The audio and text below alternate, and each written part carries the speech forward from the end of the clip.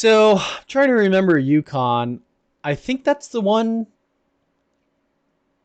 with the big divider down the middle. I want to say that's what it is, which is interesting. It kind of divides a left right. Yeah. So, this has a big, huge rock in the middle that divides half of the map from the other half. And it's an interesting feature. It kind of really what happens is most teams take their naturals, either B or D, and then they come up and sit on the edge of this rock. Kind of difficult to show it right here. But they kind of like sit on the top of this rock and defend their natural while also shooting at A. I see that a lot. C and E are, for some reason, very unpopular to take full fleets to. Although it looks like whoever this is over here, CTFA, may turn me into a liar by putting all their fleets on point E. Good old ANS, though, are also proving me a liar and setting up on this side. Okay, looks like the DB side is going to be the black sheep this time around. That's cool. I mean, I've only spectated one other match on this, so what do I know? I should say that's what happened last time, but that could be cool. I mean, I'm down for a rumble over on the CE side here.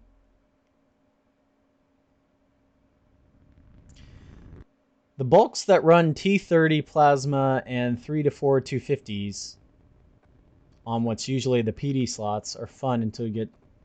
Oh, I think I know what you're talking about.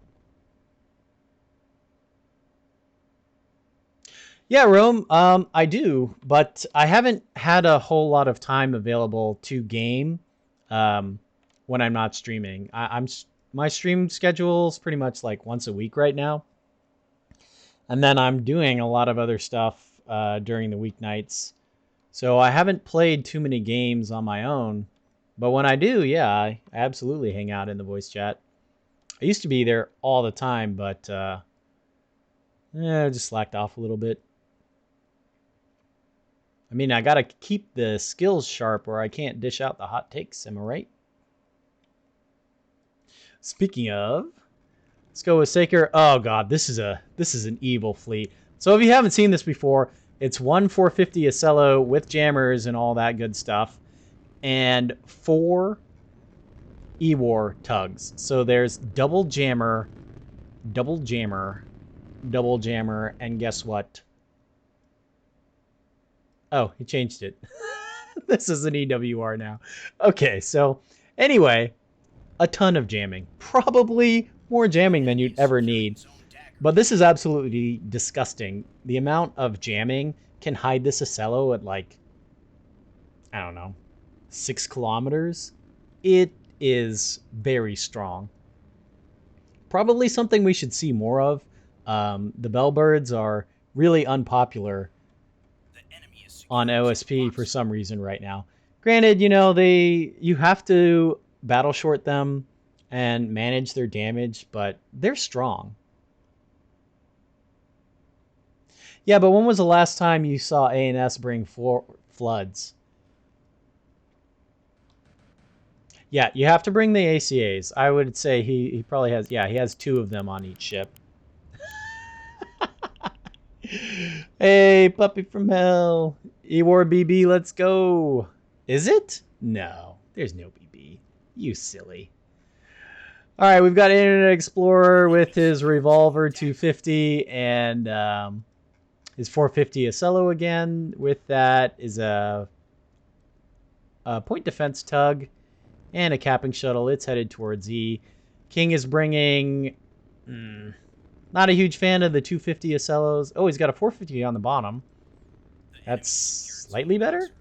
No jamming. Interesting. Stonewall on the back. I don't think I've seen that before. And another capping shuttle. Rounding out OSP, it's another 450 Acello with a jammer tug and mass driver monitors. Do they have E-Regs? They do. Big Brain Gaming. Don't have the 3 though. I did like the 3. I'm a believer in the 3 E-Reg mass driver monitor now.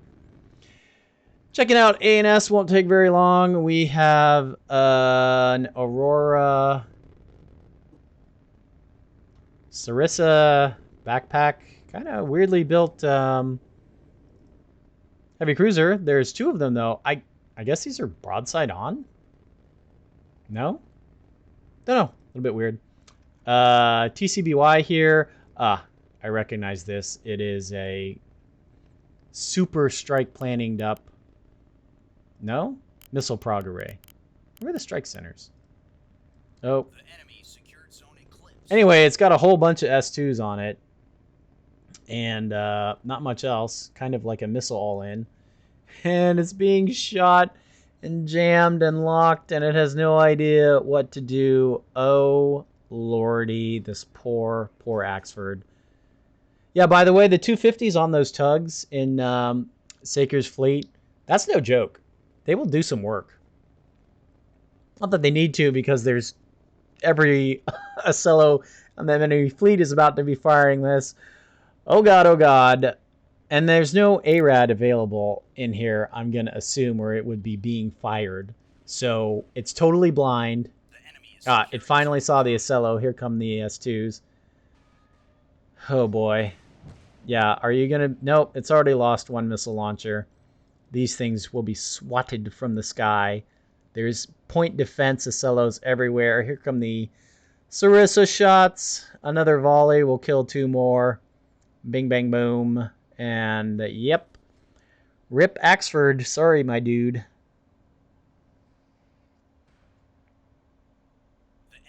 What are you talking about, Wallace? You got Saker on OSP. It's A&S that are in trouble. Meanwhile, our Talaric over here, he sees that coming. Whatever plans he had to go help his friend are being retracted. Let's see. We got some capping corps doing business, and then I'll go ahead and finish this out. Backpack, 450 Axford, and a Top Guns only. Light cruiser. Yeah, this thing is super dead. Having only fired a single volley. Rip Axford.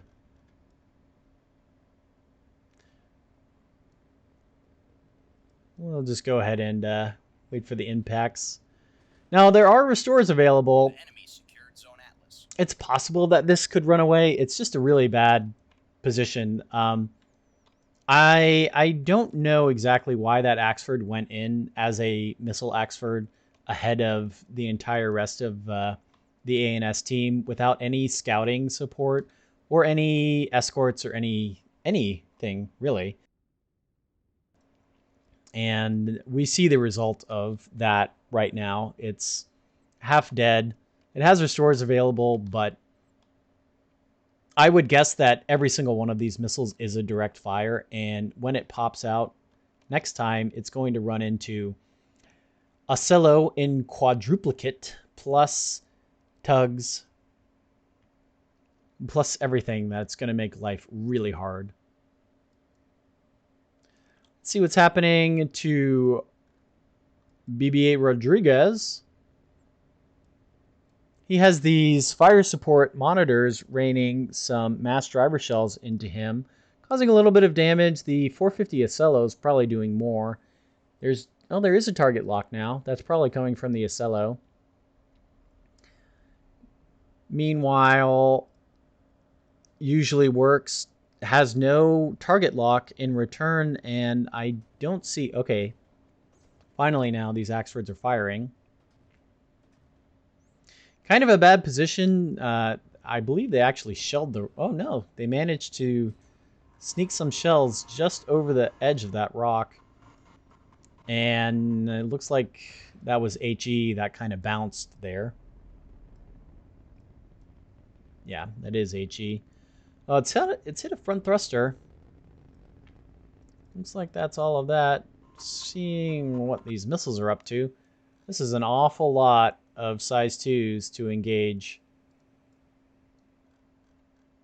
what is one tug. But it's definitely going to get it. There they go. How many missiles was that? Right, so 1/4 of the missile pack to kill a scout tug. I don't even think that was an EWR, was it? No, just... Oh yeah, it was EWR. Okay, so, worth it-ish. Puppy, yes. So after I get done streaming, all of the matches get cut and put up on YouTube, which there's a link on the Twitch thingy. You should be able to find the link to my YouTube. And, you know, feel free to argue with me and call me a dummy in in the comments. I enjoy that. I'm nothing if not a keyboard warrior. So the stream days are not consistent, right? I mean, they're ish. Right now, I mostly stream on Monday nights. And currently I'm only doing one day a night. You know, I have a wife and kids and a job and shit. So, but I'm trying to do at least one day a night. And right now it is Monday. Maybe it'll change. So no guarantee, like, I don't want to put down a schedule, right? Because then I'll feel bad if I miss it. But right now it's Monday nights.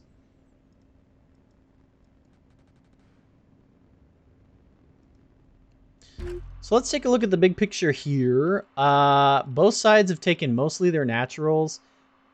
And OSP has pushed in and taken A. They're in kind of a tussle with these 3 Axfords here. That looks like where most of the action is taking place. Unfortunately, it looks like this pack of Kings, Acellos, plus Internet Explorer, his rotary 250 line ship, are in the process of flanking these Axfords. This might be a little bit too aggressive to come in and capture this point. Another argument for taking less capitals and more escorts are you can absolutely run a point defense or an E-War or some cheap ship onto a point and cap it and keep your capitals safe, providing fire support. And that will be a lot easier to stomach if something goes wrong than, you know, in this position where this Axford might pay with its life in order to capture this A point. And there's a bow on a cello at knife fight range, plus these mass driver monitors still firing. It's lost all of its turret mounts, and it's in danger of being completely overwhelmed when these Acellos round this bend.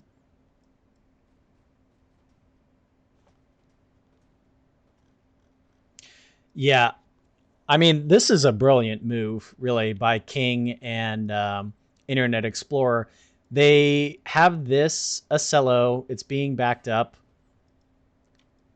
by enough ships that... oh, looks like Zopto's come over the top here to try and help out. It's probably too late for this Axford.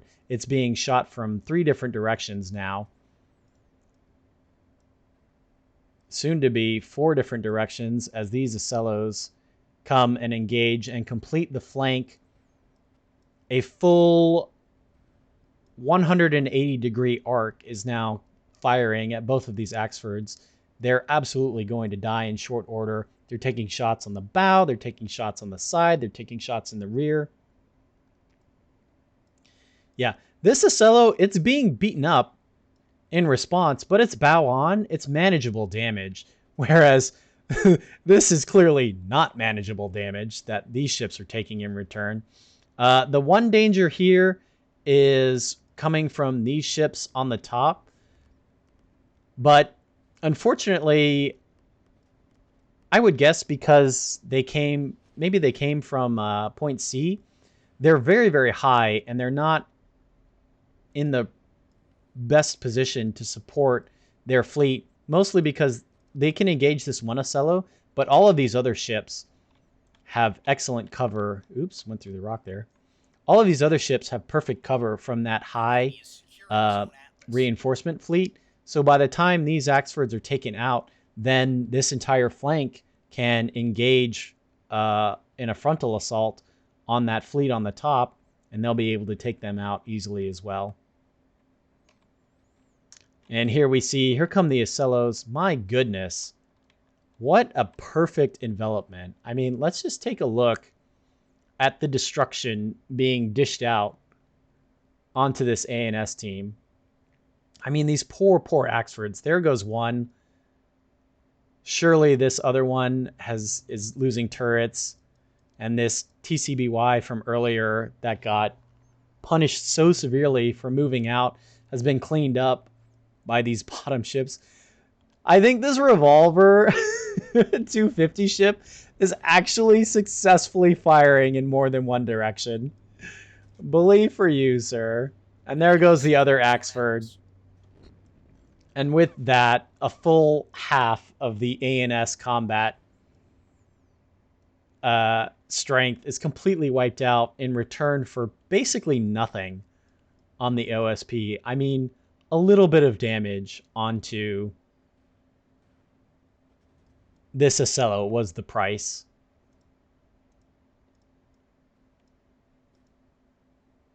Oh, and out come the surrenders. It's GG already. What a play out of OSP. I got to hand it to them. That was great.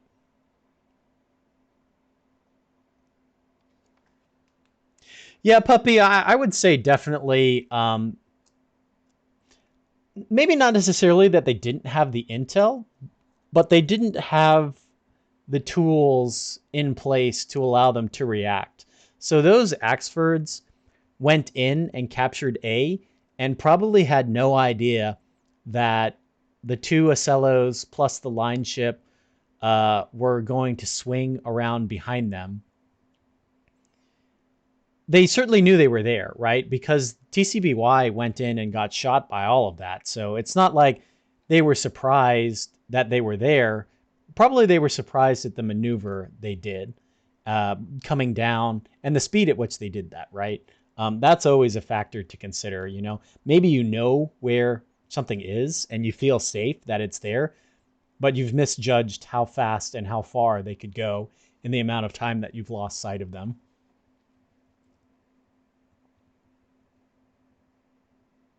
I think you did fine, Saker. I mean, you beat up on the missile Axford, completely shutting it down. Yeah, let's take a look at that missile Axford. Here it is right here.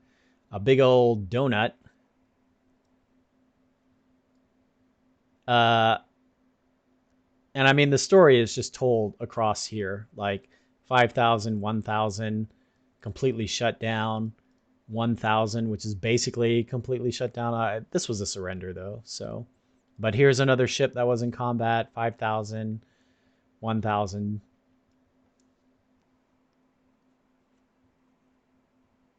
Oh, did he? I mean, I'm sure you didn't know at the time, but your jamming prevented him from firing his direct guidance missiles. I don't know if they were command or whatever, but he didn't shoot them for the longest amount of time.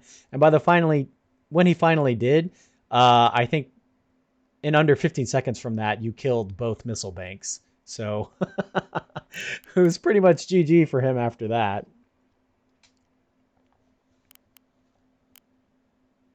But yeah, I mean, just really, really well played on the OSP team. That flank was gorgeous. I mean, that's like just textbook